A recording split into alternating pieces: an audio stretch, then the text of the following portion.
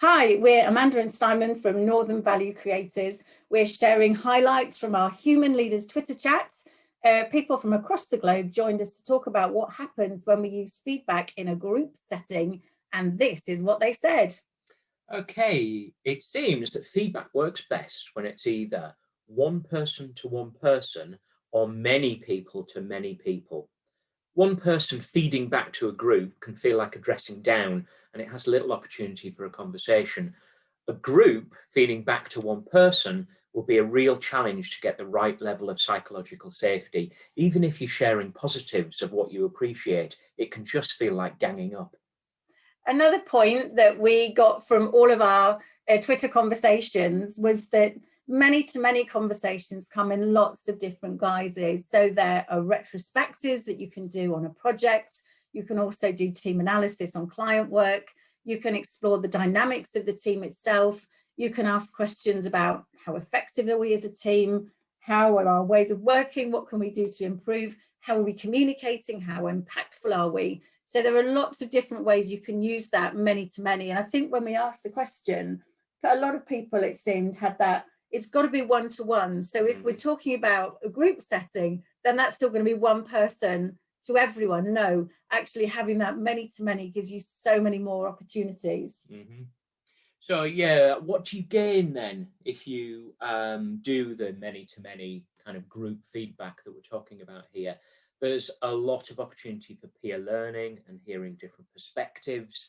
You can gain a real understanding of some of the more systemic issues that are impacting the team. So you start to think more widely and more holistically about the organization, not just the individual. And it can also kind of mix up and maybe upset the existing dynamic within a team, but that will enable the team to establish new, perhaps better normals. Another thing that peer-to-peer and group feedback can be very good at is filling in leaders' blind spots. Leaders are often the last to hear what's going on, and this is a great way to gather perspectives. Yeah, I mean, time and time again as a coach, people tell me that they find it so hard to give feedback upwards and to really kind of share with the bosses how they feel or what's not really working. So it's a great way to gather that sort of information. So we then asked the question, what do you need to make that many to many or group to group feedback work? And what struck me is that there's so much that's the same for great one-to-one feedback. So that's about building high trust, creating a safe space, equal airtime, making it a two-way conversation, kind of setting the scene and doing all those sorts of things. But then there are a few sort of subtle differences. So one of them was that you really need to be very clear about what you're asking, why you're asking it, and what's going to happen with the information. And I think with a team, if you are feeding back on what can make the team more effective, if that information is then sat on and nothing's going to happen with it, that's going to create more problems than not asking the question in the first place.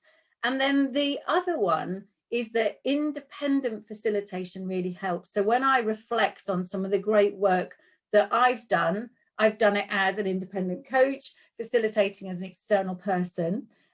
People talked about the roles of DMs in agile retrospectives, and again, how important it is to have somebody there who's independent and sort of helping with that conversation. And I'm going to hold up my pen so that you can just remember this as a passing thought.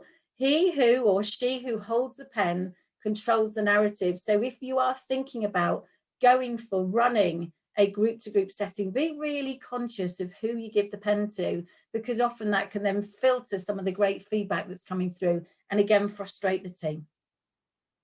Wonderful. Thank you to everyone who contributed to our conversation this week. If you'd like to join us, just follow the hashtag Human Leaders. We meet on Twitter every Thursday, 1 till 2 p.m. UK time. Would love to see you there. Thank you. Bye. Bye.